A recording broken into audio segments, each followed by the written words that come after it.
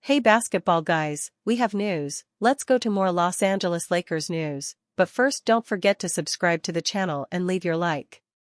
The Lakers are in third place in the Western Conference with only 4 games remaining, and to maintain this position they need to win at least 2 remaining games. The Lakers have shown that they can make it to the finals, because the team is gelling quickly and with an attacking power that has scared their rivals. Injuries have been hampering the Lakers, but the important thing is to reach the playoffs healthy. We would like to remind you that Rui Hachimura has been suffering from several injuries this season. Rui Hachimura and Maxi Kleber could miss the playoffs, and this has coach JJ Redick worried.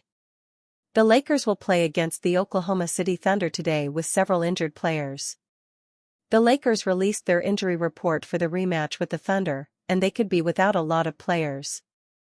2 players are set to miss today: Rui Hachimura, left patellar tendinopathy, and Maxi Kleber, recovering from surgery on his right foot, and it is not known when they will return to play. List of questionable players: Luka Doncic, right groin strain; Dorian Finney-Smith, left ankle strain; LeBron James, left groin strain; Bronny James Jr., illness; Austin Reeves, right ankle sprain; and Gabe Vincent, left knee strain, are listed as questionable. Reasons why the Lakers need another win against the Thunder on Tuesday. It's been an up-and-down month for the Lakers, but they may be hitting their stride at the right time with the playoffs nearly here. Los Angeles Lakers fans have suffered emotional whiplash all season long. The team has vacillated between looking like a championship contender and looking like the same team that got bounced in the first round of the playoffs in 5 games last year. It seemed like Rob Pelinka had found a cure when he traded for Luka Doncic, but after some tantalizing early returns from the new era of Lakers basketball, injuries and a team-wide defensive slippage have contributed to what's been a pretty mediocre 4 weeks. The aim of this team has always been to get right by time the playoffs roll around, and with less than a week left in the regular season, it appears that the Lakers have done that. Every guy that gets major minutes is injury-free, and the team has bounced back from a 3-7 stretch to go 5-2 against a difficult schedule. Sunday night's win over the Thunder was LA's most impressive win of the season, a 27-point road dismantling of the West's top team. That just doesn't happen to the Thunder, not this year. OKC came into the game 34-5 at home, and those 5 losses came by a total of 48 points. The Lakers just added over 56% to that total. LA now has a stranglehold on the 3rd seed behind the Thunder and the Rockets. They're 2 games up in the loss column on the next 5 teams with just 4 to play, and as we outlined last week, they basically have the tiebreaker over everyone that's chasing them. Win 2 of the final 4 games and 3rd in the West should be locked up, which would be a momentous achievement in JJ Redick's first season as head coach. In an odd scheduling twist, the Lakers and Thunder will again face off at the Paycom Center on Tuesday night in a sort of delayed single-location back-to-back. Mark Daigneault's team will be anxious for revenge, but the Thunder are locked into the number 1 seed no matter what happens. This game really matters for the Lakers, for the following 3 reasons. Lakers-Thunder is critical for LA locking down the number 3 seed. We spoke above about how, standings-wise, the Lakers are looking good for the 3rd seed, but it's far from a guarantee, because the schedule in the final 4 games is tough. First is another game against the team with the best record in the NBA.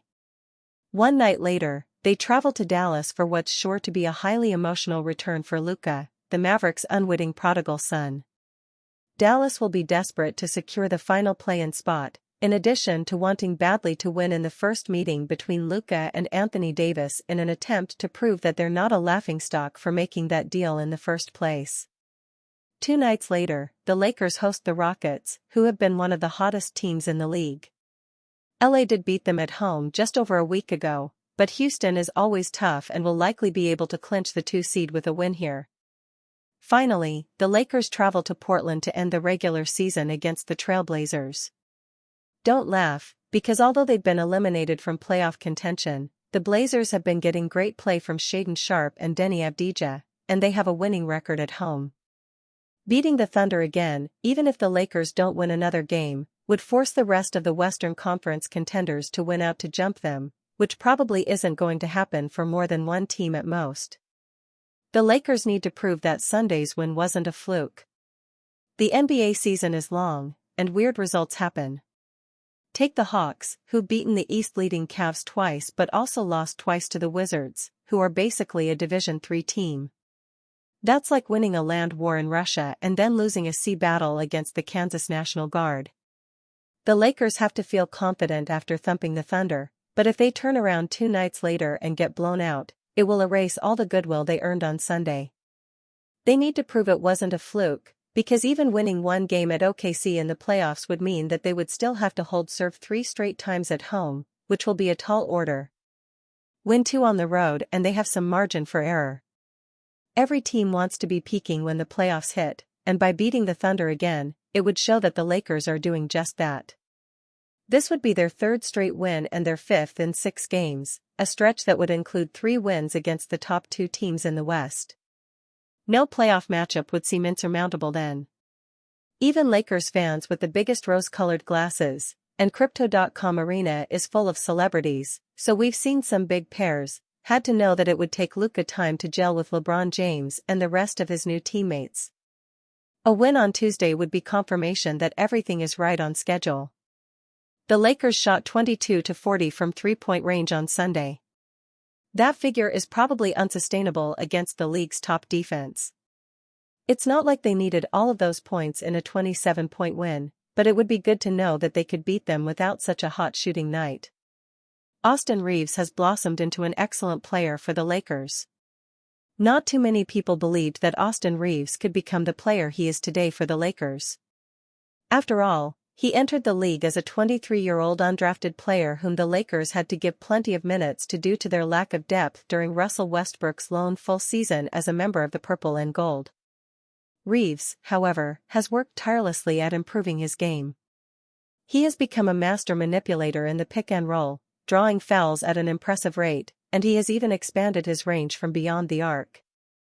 It's no coincidence that his scoring averages have improved with each passing season. 7.0 in 2022, 13.0 in 2023, 15.9 in 2024, and 20.0 in 2025 thus far.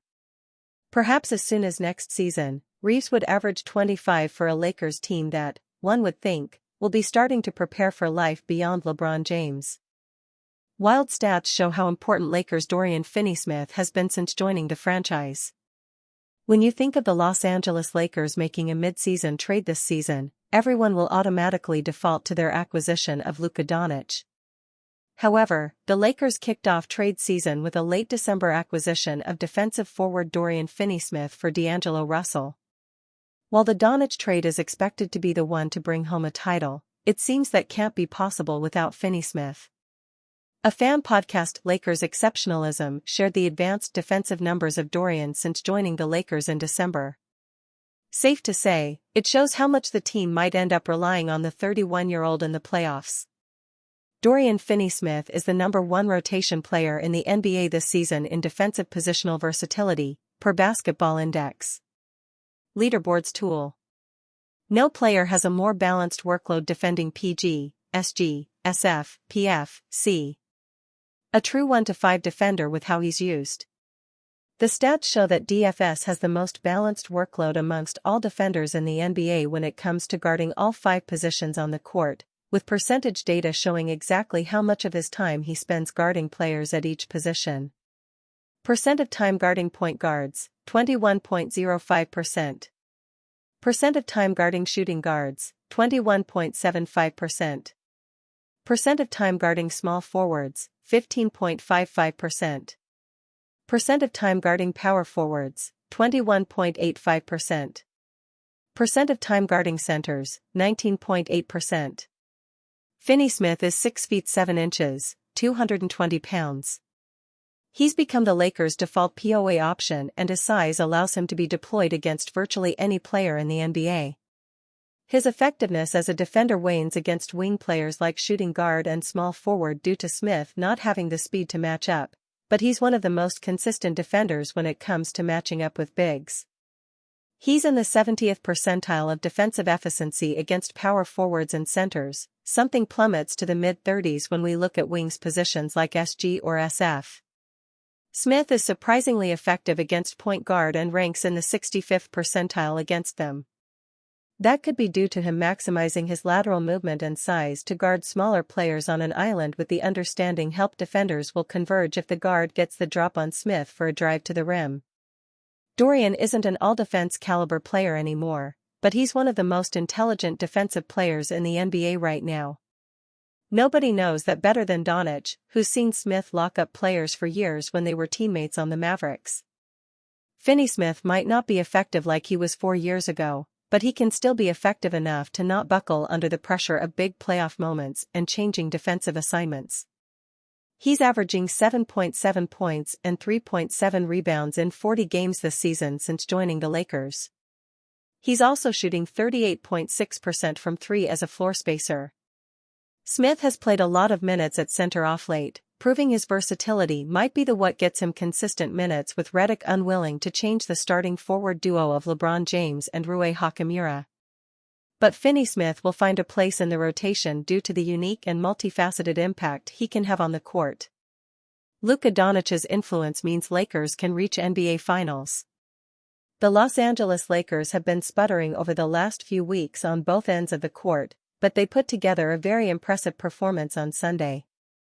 They went up against the Oklahoma City Thunder, the NBA's best defensive team that came in with a league-best 64-13 record, and walloped the Thunder by a final score of 126-99, which strengthened their hold on third place in the Western Conference. Luka Doncic led the way with an efficient 30 points, to go along with 7 rebounds, 6 assists and 2 steals. As usual, he orchestrated LA's offense and made things easier on his teammates. On Fox Sports 1's First Things First, Nick Wright said that Doncic's impact is the reason he believes the Lakers will reach the NBA Finals this season. "This was a great reminder of what having Luka on your team creates offensively," Wright said. "So to me, this was why people such as Chris Broussard and myself can feel like this team is going to win the West." Doncic's influence helped the Lakers make 22 of their 43-point attempts, and they went an unbelievable 15 of 22 from that distance in the first half as they built a 78-56 halftime lead. Doncic draws in multiple defenders like few other players in basketball, and he is one of the most gifted passers in the game today. Los Angeles will play the Thunder again on Tuesday, but it will be at least somewhat short-handed. Starting forward Rui Hachimura won't play, while Doncic and several other rotation players are listed as questionable. The team will head south to face the Dallas Mavericks on Wednesday.